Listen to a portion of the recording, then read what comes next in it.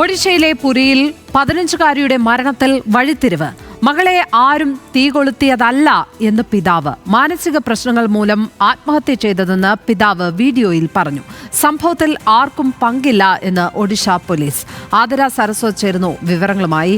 ആതിര, എന്താണ് ഈ കേസുമായി ബന്ധപ്പെട്ട് പുറത്തേക്ക് വരുന്ന വിവരങ്ങൾ?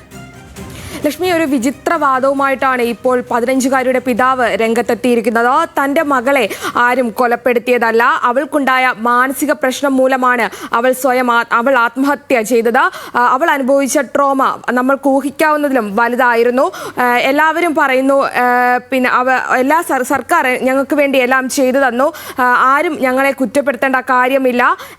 ഇതൊന്നും ഈ ഒരു ദുരന്തത്തെ, തനിക്കും തൻ്റെ കുടുംബത്തിനുമുണ്ടായ ഈ ഒരു ദുരന്തത്തെയും മാനസിക വിഷമത്തെയും ആരും ഒരു രാഷ്ട്രീയമായി ഉപകരിക്കരുതെന്നും അദ്ദേഹം പറയുന്നുണ്ട്.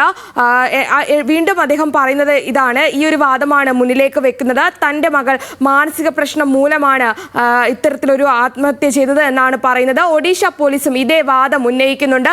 എന്നാൽ എങ്ങനെ മരണപ്പെട്ടു എന്നൊരു വിശദീകരണം നൽകാതെയാണ് ഒഡീഷ പോലീസ് ഇത്തരത്തിലൊരു വാദം മുന്നോട്ട് വയ്ക്കുന്നത്. ഈ കുട്ടിയുടെ മരണത്തിൽ ആർക്കും പങ്കില്ല എന്ന് തന്നെയാണ് ഒഡീഷ പോലീസും പറയുന്നത്. കഴിഞ്ഞ 19-നായിരുന്നു ഇത്തരത്തിൽ പെൺകുട്ടിയെ തീകൊളുത്ത് നിലയിൽ കണ്ടെത്തുകയും ഭുവനേശ്വറിൽ ആദ്യം ചികിത്സയ്ക്ക് പ്രവേശിപ്പിക്കുകയും പിന്നീട് ഡൽഹിയിലേക്ക് മാറ്റുകയും ചെയ്തത്. ഈ കുട്ടി തന്നെ മൊഴി നൽകിയിരുന്നു. 3 പേരാണ് തന്നെ അപായപ്പെടുത്താൻ ശ്രമിച്ചതെന്ന ദൃക്സാക്ഷിയുടെയും മൊഴിയുണ്ട്. ഈ മൊഴിയൊക്കെ നിലനിൽക്കെയാണ് സ്വന്തം പിതാവും ബന്ധുക്കളും ഉൾപ്പെടെ ഇത്തരത്തിലൊരു വാദവുമായി രംഗത്തെത്തുന്നത്. ഈ പെൺകുട്ടി ആശുപത്രിയിൽ കഴിഞ്ഞപ്പോഴും ഇത്തരത്തിലൊരു വാദവുമായി പിതാവ് രംഗത്തെത്തിയിരുന്നു, ബന്ധുക്കൾ രംഗത്തെത്തിയിരുന്നു.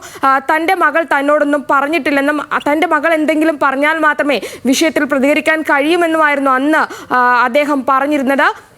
എന്തായാലും കുട്ടി ആത്മഹത്യ ചെയ്തതാണ്, കുട്ടിക്ക് മാനസിക പ്രശ്നങ്ങളുണ്ട് എന്ന് തന്നെയാണ് പിതാവ് ഈ വാദമായിട്ട് ഈ വീഡിയോയിലൂടെ പറയുന്നത്. ലക്ഷ്മി, വലിയ ട്വിസ്റ്റ് തന്നെയാണ് ഇതിൽ സംഭവിച്ചിരിക്കുന്നത്. ഏതായാലും ഒഡീഷയിലെ ആ പെൺകുട്ടിയുടെ മരണമൊഴി എന്തായാലും പോലീസിന് മുന്നിലുണ്ട്, ഒപ്പം ദൃക്സാക്ഷിയുടെ മൊഴിയുണ്ട്. അപ്പോൾ അതിനായിരിക്കും കൂടുതൽ ബലം കിട്ടുക എന്നുള്ളതാണ് നമുക്ക് ഈ ഘട്ടത്തിൽ പറയാനാവുക.